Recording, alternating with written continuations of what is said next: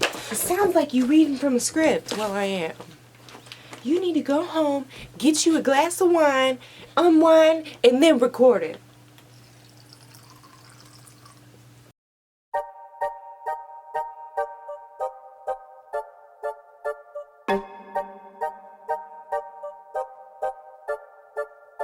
I've always had a hard time going with the flow. So, when I dropped out, I had no idea what to do with myself. I've officially been out of school for a year, and I feel like I'm going nowhere. I work the same job I was at when I graduated high school, and I still live with my parents, and I'm almost 21. For a long time I was lost, but things are finally starting to make sense to me. I stopped feeling guilty about spending time with my friends or doing something besides editing and started living in the moment. I realized I didn't feel stuck because life wasn't challenging. I felt stuck because I wasn't pushing myself. I was so worried about things not turning out the way that I wanted that I never actually produced anything. For the last year, I've been working on a documentary/podcast about party culture while trying to start my YouTube channel and build an online presence. But if you know me at all, you'd know that I probably posted more a year ago than I do now, and you've never heard of any of my projects. But that's all about to change. Life has a funny way of making things okay. It's all about timing. This break has been more than a chance for me to get on my feet. It's time that I begin my life and start my journey towards creating a career for myself. If you came here looking for inspiration, you came to the wrong place, because I have no idea what I'm doing with my life. But for the first time in a long time, I'm okay with that. I don't really know why I'm making this video. You know what? That's a lie.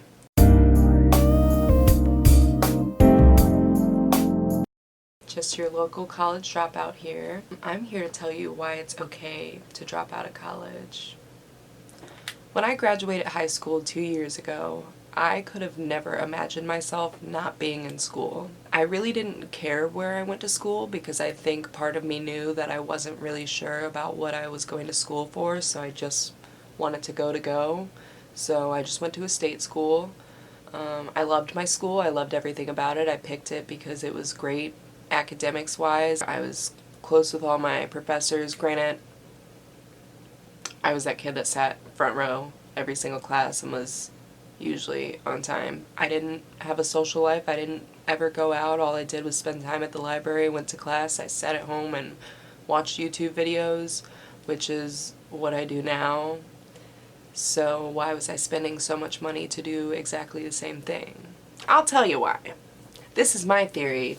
College is, as we all know, all about money, but also is a good excuse for kids to tell themselves they're being productive and they're doing something for their future for 4 years when they're really just partying.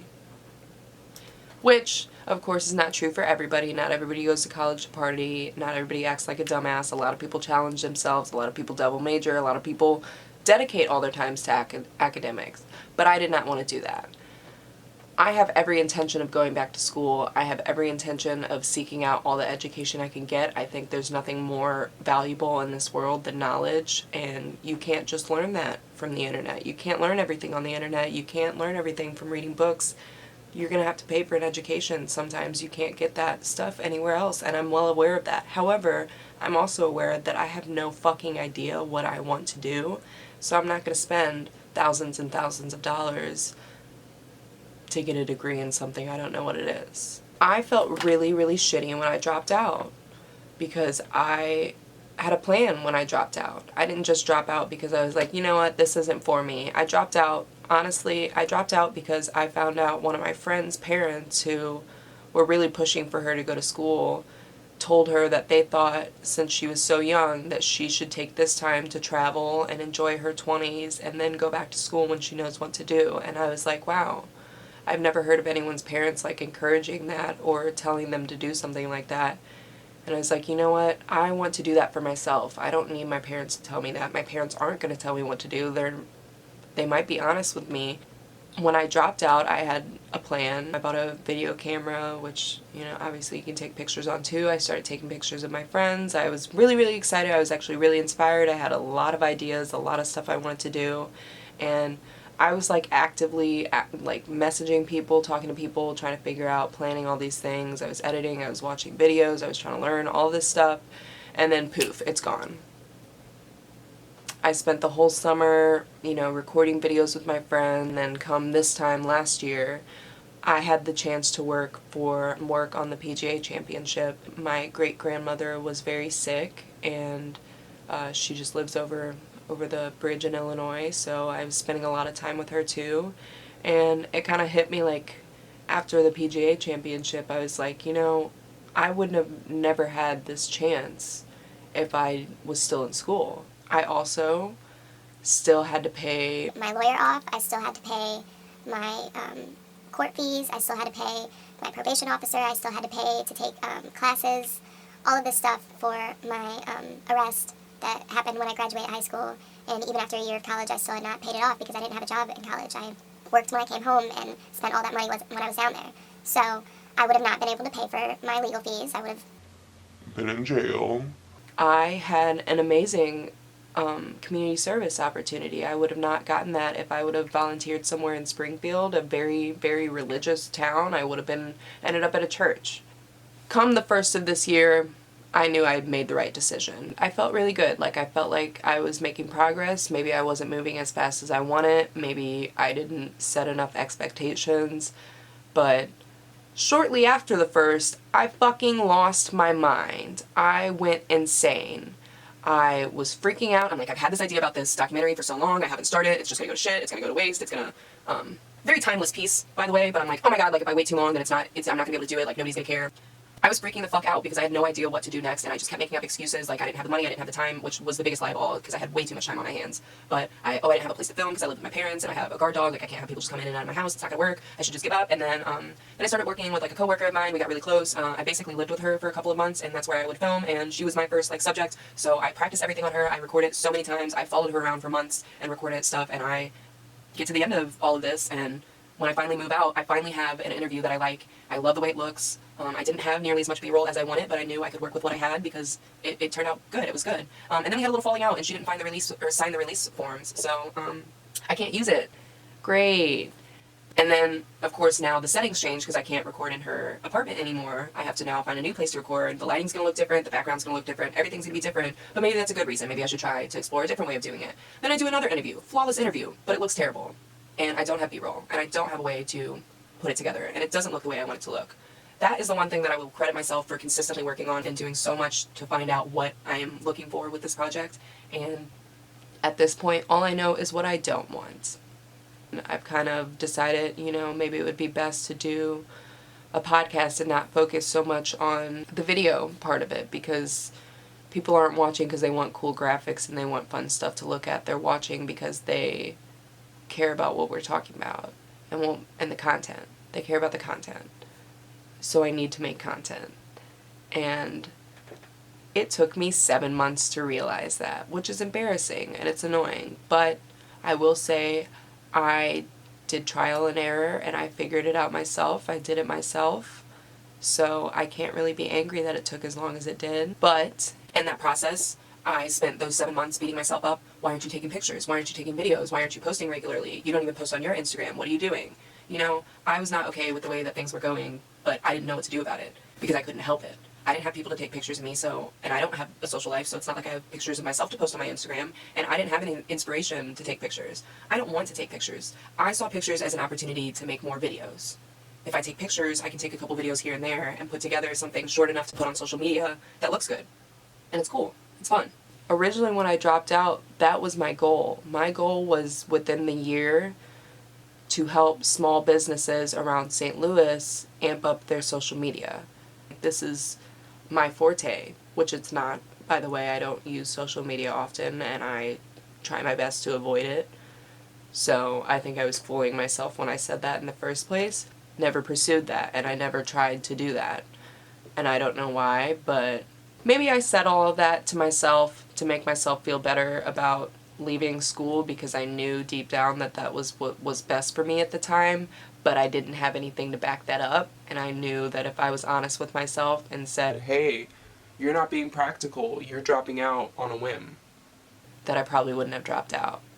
I suppose the question is, why now? Why am I deciding to make some basic ass YouTube videos that I could have been making for the past year? I was making vlogs a year ago, so why didn't I just keep up with that? And at this point, I still don't have inspiration. That's why I'm just making a video like this, because I don't really know what to talk about. I don't really know what to do. But I have also realized that I can't sit around and wait for motivation or wait for inspiration. I have to find it. But obviously for a long time I was scared that I was going to fail and that it was going to be shitty. And now I'm realizing it's going to be shitty no matter what. Like, it's going to turn out crappy the first couple of times that I do it, and that's okay. Because it's only going to get better. The last thing that I want to point out, last semester, so I actually, this past spring semester, I was my first full semester out of school. In the fall, I did take one class at Merrimack. Had signed up for several, but a couple of them got canceled, so I just dropped all the rest of them and kept one of them. And it was a sociology class. And my, second to last assignment was like filled with all these statistics about how like 75% of students, like community college students, don't even complete 12 credit hours, and that you're better off at a university, and that basically if you go to community college you're doomed, which is probably why I didn't go in the first place. But very discouraging, I will say, when I just dropped out. That's not really anything I want to hear. But then there's a section of it that talks about human capital, which is the pool of trained workers necessary for productivity in modern industrial and post-industrial economics.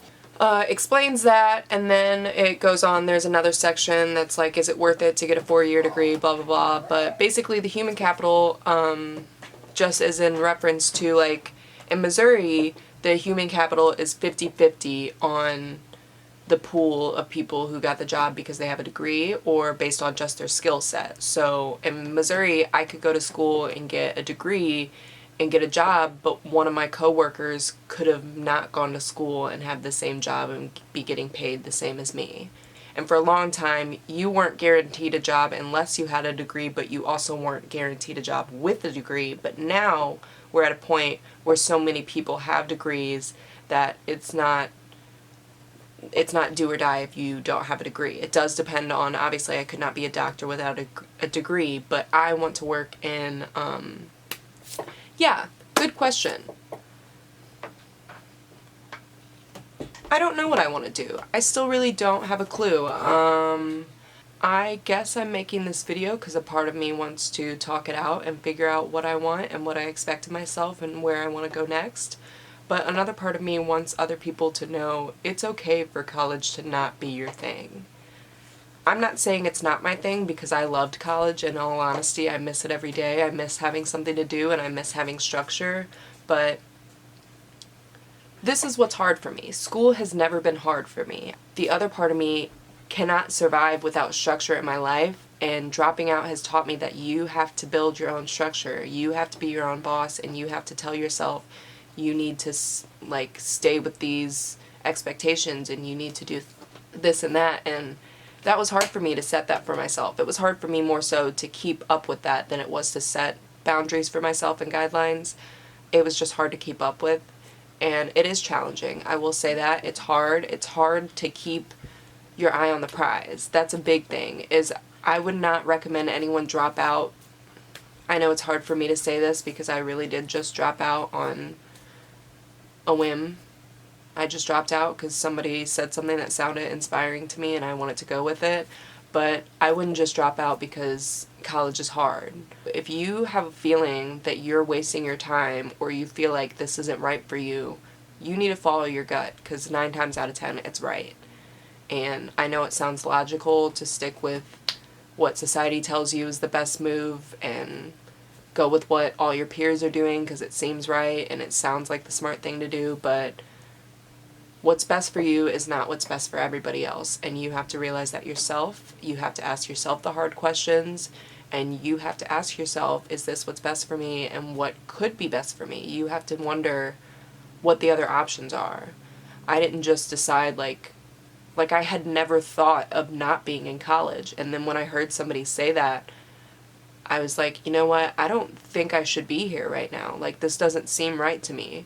I am a big believer that everything happens for a reason, and I think I had a great time in college, and I think the experiences taught me that I don't want the college experience. I don't want 4 years of partying. I think that this is going to be a little adventure for me, and hopefully I learn some stuff about myself. Number one thing I want people to know is that it's okay to make mistakes, and this is the best time to do that. I have something to fall back on, so I dropped out and I live with my parents. If shit hits the fan and things go wrong, I still live with my parents, and sure, I pay bills, but I don't pay rent, and I'm not going to be homeless if I miss it. In a year, if things aren't, again, where I'd like them to be, nobody's going to hate me for that, and I'm not going to hate me for that, because I would have never known that it took this for me to realize. Like, I would have gone to school and forever wondered, what if I dropped out and pursued something else? You have to ask yourself, is this something I'm going to regret in years? Is this something worth making the mistake? Is it something worth risking? I think it took me a long time to realize that I did think it through, and that it wasn't just I heard somebody dropped out and traveling sounded fun, because I could have studied abroad if I wanted to travel. And I could have afforded to study abroad too. So it wasn't money. Social life wasn't keeping me there.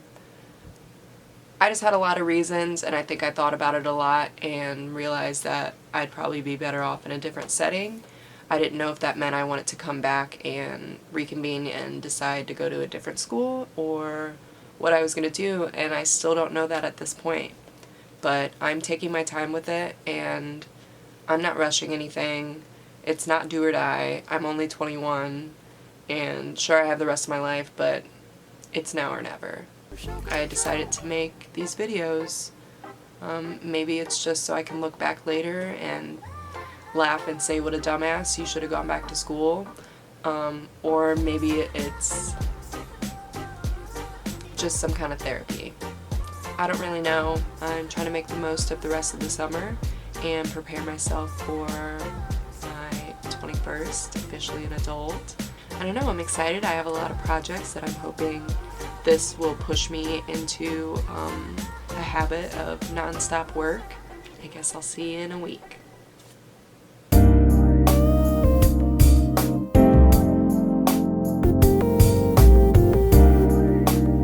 I did it, and here I am, and sure, I'm not where I want to be, but I don't think I'm ever going to be content where I am.